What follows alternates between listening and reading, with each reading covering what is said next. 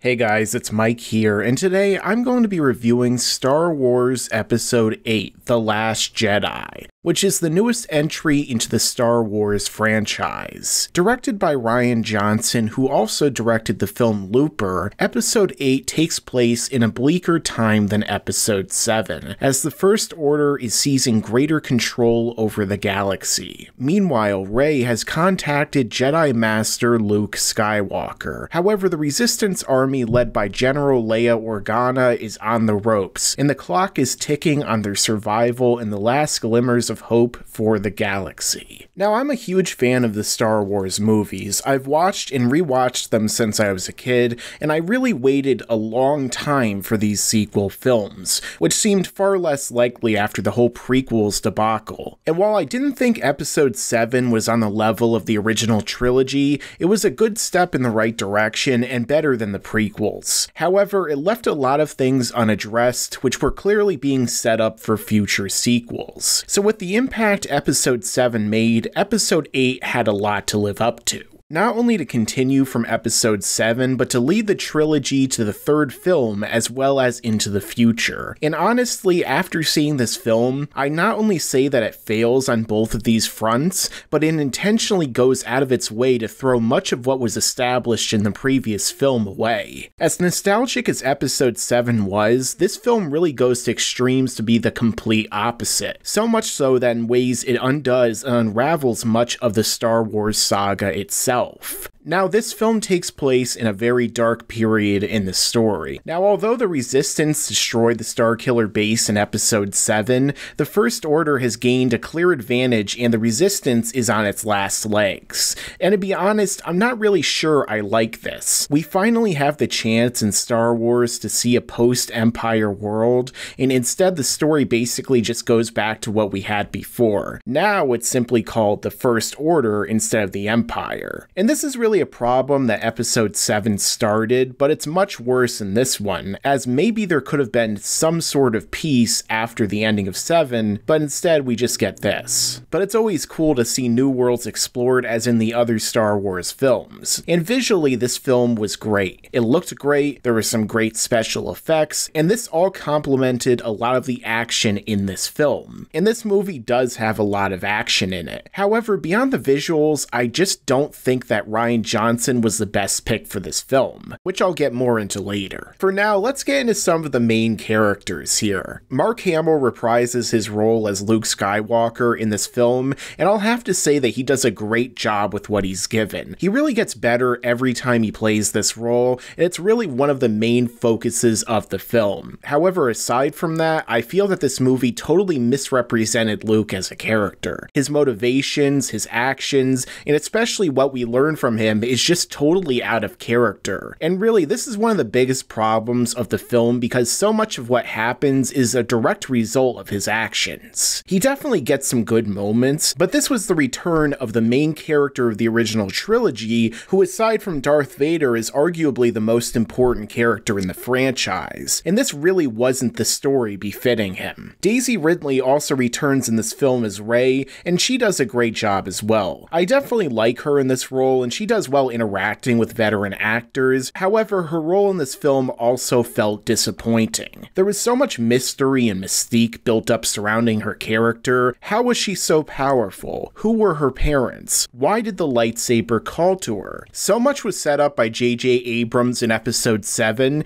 yet this film feels like it couldn't be less interested in resolving that. Some questions seem to get answers, but those given are so unsatisfactory and given in such a poor way that it really feels like it was done to intentionally diminish it all. And some of the choices that Rey makes in this film are very questionable and again feel out of character based on how we saw her in just the prior film. Adam Driver also returns as Kylo Ren, and I think he gives a good performance. A lot of people didn't like him in the first film, calling him emo, but I think he did a good job, and this film does address that in some ways. And some of what we get from Kylo is also interesting. We get to see him interact with Snoke in person, learn more about his backstory, story, and it was done in an interesting fashion that is very reminiscent of the Akira Kurosawa film Rashomon. However, what we learn in his backstory I also wasn't the biggest fan of. It feels like this aspect of the film is really one of the weakest, even though the style of how it was done was interesting. But in some ways I also feel like his story in the film was just very rushed, and much of what we see of him over this single film feels like it should have happened over two instead. But speaking of rushed, Supreme Leader Snoke once again appears in this film. Now Snoke is a character that a lot of episode 7 was spent building up. He was presented as a very intimidating figure with great power and an equally great mystery around him. Who was he? Was he a Sith? Was he a fallen Jedi? Was he something else entirely? So much mystery was built up around him that fans ran wild with speculation videos about who he was and why he became so powerful. And some of these were pretty cool and some of these were pretty bad. But once again, like with Rey's mystery, this film seemed like it couldn't care less.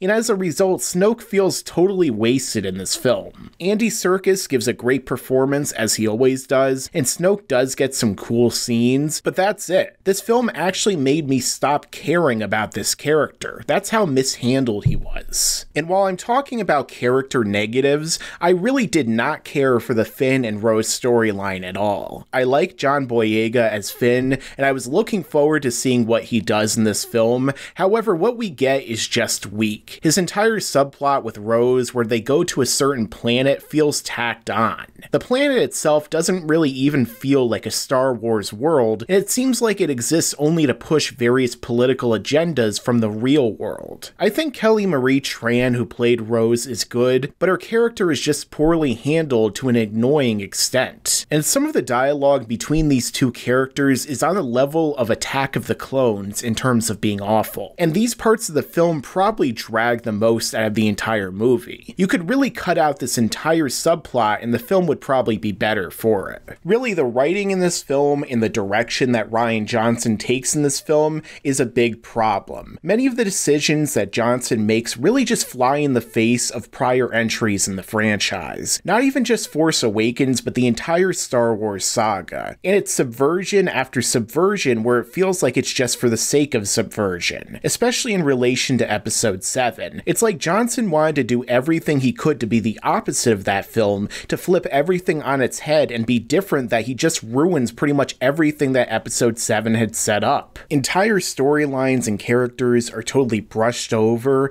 and while the film does things that are different and does some things which can be considered bold, I'd say that some of this new direction was wrong for the new trilogy. In fact, this film goes so far out of its way to try and wrap things up and do so much that it might as well have been the third film in the trilogy, except they did it second, so I have less of a reason to care about what's happening in the film, and I have less interest in seeing what will happen in 9. I don't even know how 9 will happen now. Some people can say it's good that there's an air of unpredictability, but for me, I have far less to look forward to in future sequels. For all of the good Episode 7 did with establishing a formula by which a soft reboot can happen, this film seems to have gone the complete opposite way. Now, I may be sounding negative here, which I'm sure some people won't like, but this film isn't all bad. There's some good action, some good performances, and some awesome sequences. But so many of the reasons I love Star Wars, and so many of the reasons I was interested in this new trilogy and future sequels, were in many ways ruined here. And I'm not saying that all I wanted these films to be is nostalgia or retreads. I wanted to see them do new things. But this film was so anti-nostalgia, with so many twists for the sake of twists, that it does that the completely wrong way. And I did my best to lower my expectations. I really wanted to love this film, and I wanted it to be good, but instead I left the theater disappointed. And in retrospect, I really don't think I enjoyed it that much. I'd say it's a better made film than Episode 1 or 2, and I liked it more than Rogue One, which I've liked less and my score is lowered with every rewatch, but this is far below the standards of the original trilogy. I'm going to give Star Wars: The Last Jedi a 7 out of 10. My score may very well change over time as I rewatch the film, but whether I like or dislike this film more will really be another question. Again, I would like to enjoy it more in the future, but the fact of the matter is that this film is really bogged down by a lot of things. After seeing this film, I'm really not excited for or looking forward to episode 9. They didn't really give me much incentive with how this film turned out to be excited for it. J.J.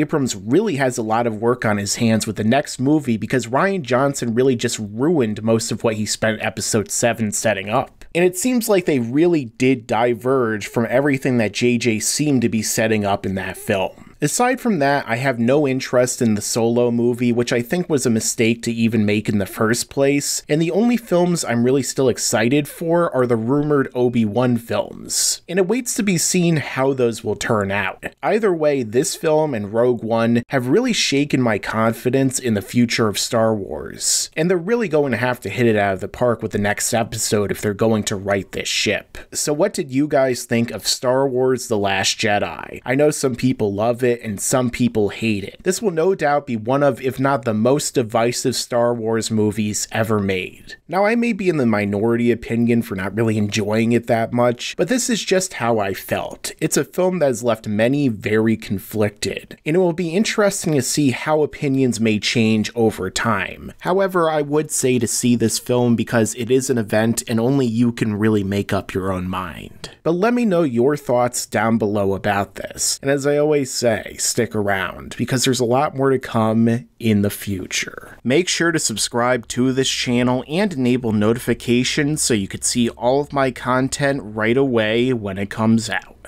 Yes, and you'd better subscribe and enable those notifications.